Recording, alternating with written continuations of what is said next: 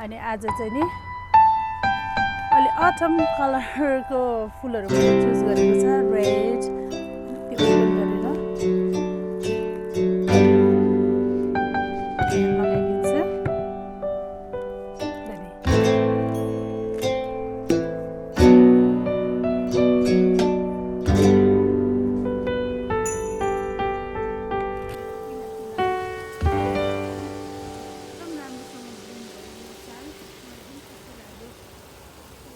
hello नमस्ते welcome to Mumtaz essence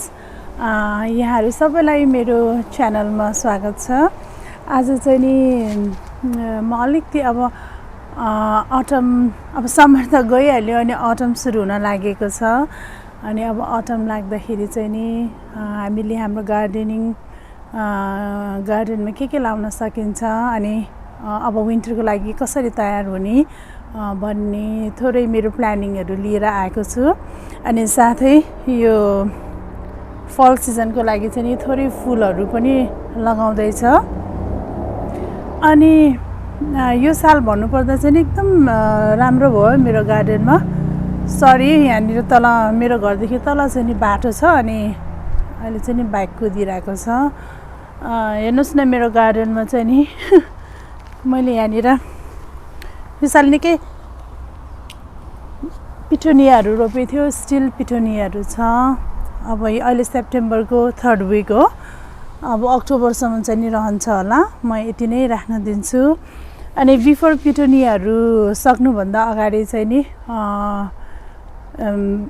गार्डनलाई अलिकति कसरी अब लाइभली राख्ने भन्ने किसिमले पनि मैले यसरी विचार गरेर आज प्लान पनि गर्दैछु त्यसैले आज चाहिँ नि फर्स्टमा चाहिँ नि म अहिले हाम्रो फल सिजनमा चाहिँ नि के रोप्ने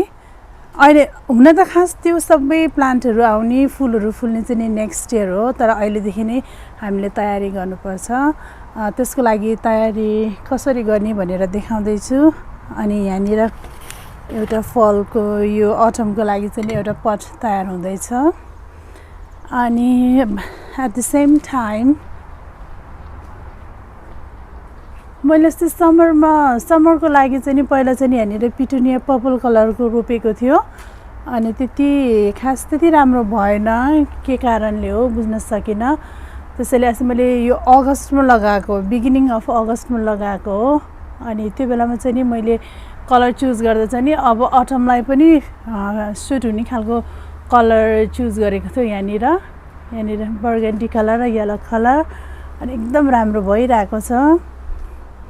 मैले चाहिँ आज 2-3 दिन पानी नहालेर अलि ड्राई भयो थियो आज हालिदिन्छु भोलि चाहिँ नि खुल्छ होला अनि एट द सेम टाइम माथि हेर्नुहोस् त बुढो स्पाइडर वेब है अब चाहिँ नि अटम लागेपछि चाहिँ नि स्पाइडरहरू धेरै देख्न सक्छ अनि अरू गार्डनमा चाहिँ नि यहाँनिर सयपत्रीहरू फुलिरहेको छ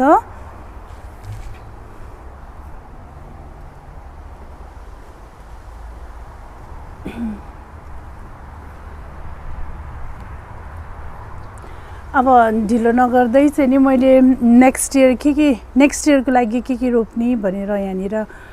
प्लान गरेको छु अनि हजुरहरूलाई नि देखाउँदैछु अनि हजुरहरूलाई पनि इच्छा भयो भने अहिलेदेखि प्लान गर्न सक्नुहुन्छ बल्ब्सहरूको लागि चाहिँ नि अहिलेदेखि हो प्लान गर्ने अहिले रोप्यो भने नेक्स्ट इयर उम्रिन्छ स्प्रिङमा अनि राम्रोसँग फुल्छ so I am going to so you few of them what I am trying to plan this year अब चाहिँ अब समर त सकिहाल्यो अनि अब अटम सुरु भयो अटममा चाहिँ नि अब हामीले बल्ब्सहरू रोप्ने बेला भइसक्यो यिनीहरू चाहिँ नि नेक्स्ट इयर उम्रिन्छ तर अहिलेदेखि तयार गरेर रोप्नुपर्छ यो हप्ता चाहिँ नि म अहिले चाहिँ नि सेप्टेम्बरको 3rd विक हो अनि यो हप्ता चाहिँ नि म सबै बल्ब्सहरू किनेर राखिरहेको छु र अनि अक्टोबरको 1st विकतिर चाहिँ नि म रोपिसक्छु सो यो साल चाहिँ नि मैले मेरो अलटमेन्टमा चाहिँ नि प्याज र लसुन फेरि रोप्ने प्लान गरेको छ किनभने लास्ट इयरको लसुन चाहिँ एकदम राम्रो भयो प्याज पनि ठिकै लसुन चाहिँ नि एकदम राम्रो भयो भए तापनि फेरि दुवै प्याज र लसुन पनि रोप्दैछु फर्स्ट थिङ चाहिँ नि मैले प्याज किनेर राखेको छ प्याज चाहिँ नि सेतो प्याज 50 cents येलो ओनियन सेट रे कस्तो चाइनिज नेम साउन्ड गरेको छ है बाबा सो लास्ट इयर पनि मैले यही रोपेको थियो अनि यो चाहिँ नि मैले गार्डन सेन्टरबाट किनेको हो कोपाई हामीहरू प्याज राख्छु है अनि प्याज चाहिँ नि मैले 3 प्याकेट किन्दैछु अनि एउटामा चाहिँ नि 50 वटा छ भनेपछि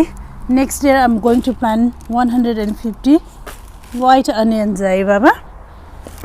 र अनि कस्तो भयो भने यो साल चाहिँ रातो प्याज चाहिँ त्यति राम्रो भएन त्यसैले मैले चाहिँ एक ब्याग मात्र किनेछ रातो अनियन चाहिँ नि यो 50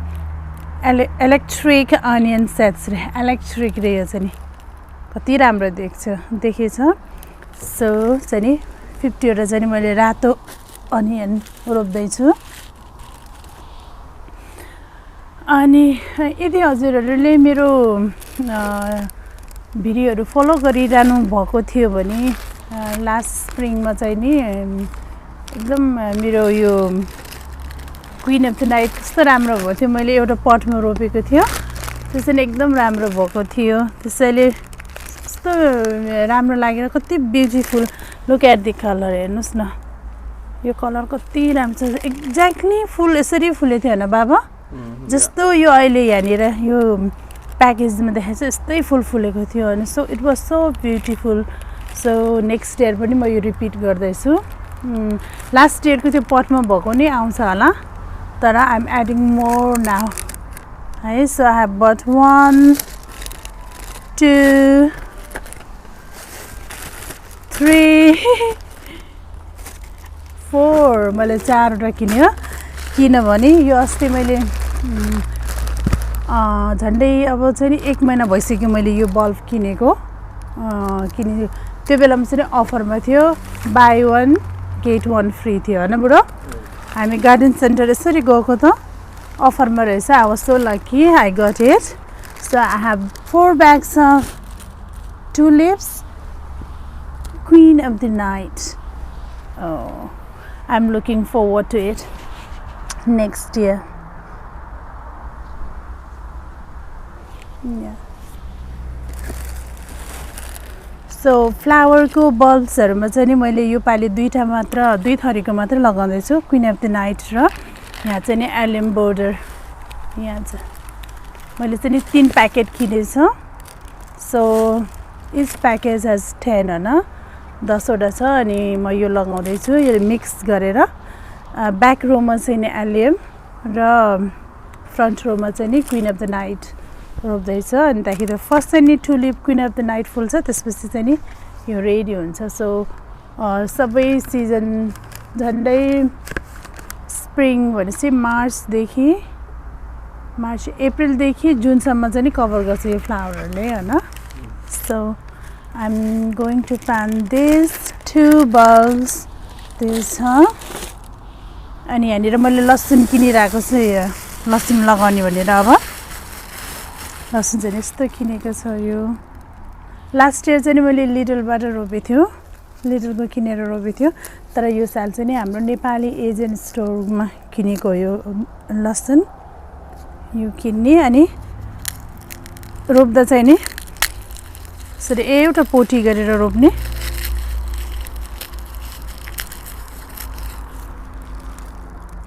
अनि यो बाहिरको ठुल्ठुलो पोटी मात्र रोप्ने भित्रको सानो चाहिँ नि आफूले कुकिङ गर्दा चलाइदिने म त्यसो गर्दैछु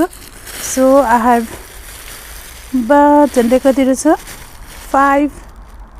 15 18 वटा जति बल्ब किनेको रहेछ मैले सो फर्स्ट थिङ चाहिँ नि मैले अक्टोबरको फर्स्ट विकमा चाहिँ नि लसुन रोप्दैछु सो त्यसैले यदि हजुरहरू पनि बल्बहरू रोप्ने प्लान गर्नुभएको छ लसुन र प्याज रोप्ने प्लान गर्नुभएको छ भने अहिलेदेखि किनेर रेडी गर्न सक्नुहुन्छ अनि अक्टोबरको लास्ट विकदेखि नोभेम्बरको फर्स्ट विक भनेको एकदम लास्ट डे हो रोप्ने रोप्नुहोस् तर यो साल चाहिँ नि म लसुन चाहिँ नि अलि अगाडि नै रोप्दैछु अब चाहिँ नि रोप्दा पनि सुरु हुन्छ कतिले चाहिँ नि सेप्टेम्बरको लास्टदेखि रोप्छ तर मैले चाहिँ नि अक्टोबरको फर्स्ट विकमा रोप्ने प्लान गरेछ दसैँभन्दा अगाडि बिजी नहोस् भनेर सो यदि हजुरहरू नि रोप्नुहुन्छ भने यसरी तयारी गर्नुहोस् होला so these are my bulbs अर्को साल त लसुन कति हुन्छ होला है बाबा हुन्छ होला नि 20 धार्ने जति 20 धार्ने यो पालि कति धर्ने भयो अरे तपाईँले सुलभ चाहिँ नि 1 केजी भयो नि 1 धार्ने भन्नुहुन्छ क्या 1 धार्ने भन्दा धेरै हुन्छ 1 धार्नेमा कति केजी हुन्छ होला हिसाब गर्नुपर्छ अन्त सो यस्तै छ सो यदि हजुरहरू पनि बल्ब्सहरू रोप्नुहुन्छ भने अहिले चाहिँ राइट टाइम हो प्लान गर्नको लागि अनि लसुन र प्याज चाहिँ युकेको लागि एकदम ठिक पनि छ जस्तो लाग्यो किन भन्नु न हामी काममा जान्छ बिजी नै रहन्छ अनि लसुन र प्याजलाई चाहिँ रोपेपछि धेरै केयर पनि गरिरहनु पर्दैन नम्बर 1 त्यो पनि हो अनि नम्बर 2 चाहिँ ओभर द विन्टर चाहिँ यहाँ चिसोमा चाहिँ केही हुँदैन नि त तर प्याज र लसुन चाहिँ जमिन मुनि गाडी राख्यो भने नेक्स्ट इयर मार्चदेखि चाहिँ बढ्न सुरु गर्छ अनि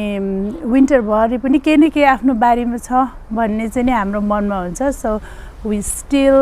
लुक फरवर्ड फर समथिङ अनि केही छ हाम्रो गार्डनमा भन्ने चाहिँ हुन्छ so I love both onion and garlic अनि हार्भेस्टिङ पनि राम्रै हुन्छ अनि लसुन र प्याज भनेको हाम्रो एउटा फेभरेट इन्ग्रिडियन्ट पनि हो कुकिङको लागि सो प्लिज हजुरहरू पनि इच्छा छ भने रोप्नु होला so that's it for today मेरो अब चाहिँ नि म चाहिँ नि त्यहाँनिर मैले चाहिँ इच सिजनमा चाहिँ नि मेरो हाउसको घरको फ्रन्ट गार्डनमा चाहिँ नि फ्रन्ट डोरको लागि चाहिँ नि पटहरू बनाउँछु अनि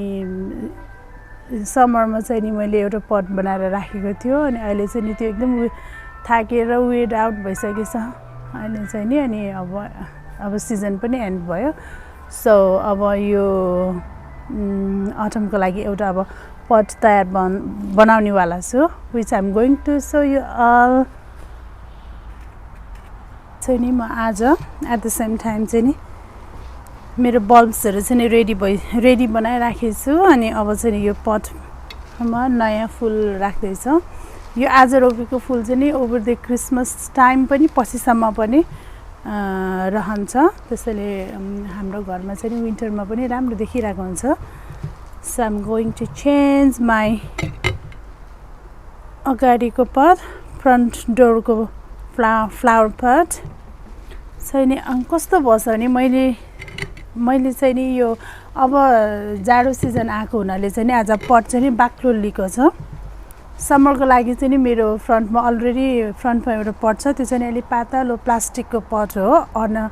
अर्नामेन्टल पट छ त्यो चाहिँ नि प्लास्टिकको भएको हुनाले अब म त्यो चाहिँ नि थन्काइदिन्छु सो विन्टरको लागि चाहिँ नि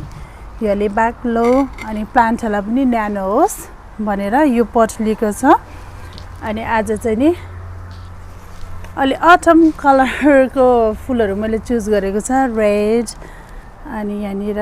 येलो अनि बर्गन्डी कलरहरू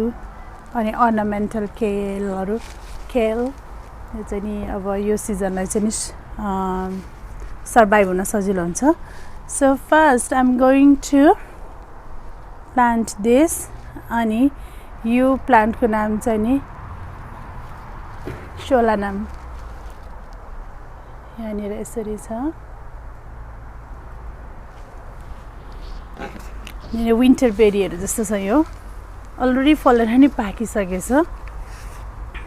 सो यो चाहिँ नि मेरो यो प्लान्ट चाहिँ नि मेन यो हो अनि अराउन्ड चाहिँ नि प्यान्जी र यो केल रोप्दैछु सो ढिलो नगरिकन रोपिहालौँ जराहरू टन्न आएको रहेछ त्यो ओपन गरेर म यहाँ लगाइदिन्छु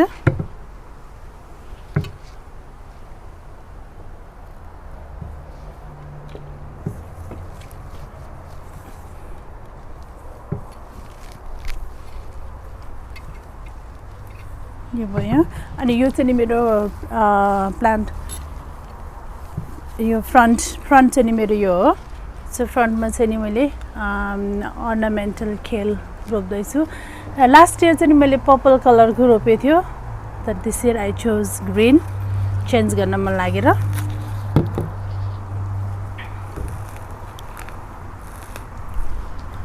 सो यो पनि जस्ट यहाँनिर फ्रन्टमा देख्ने गरी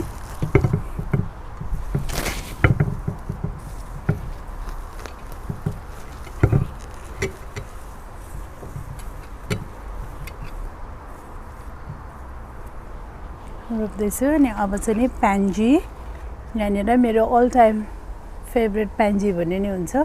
पिटुनिया पछि चाहिँ नि मैले प्यान्जी नै धेरै चलाउँछु यो चाहिँ नि रेड विङ भन्ने रहेछ हेर्नुहोस् न कति ब्युटिफुल लुक है यसलाई चाहिँ नि अल एराउन्ड रोप्दैछु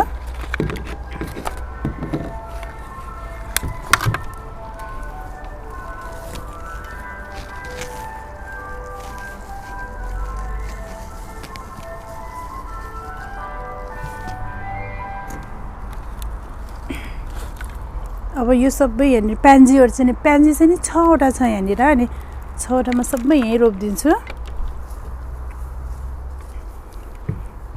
यो पट चाहिँ नि टन्न भर्यो भने राम्रो देख्छ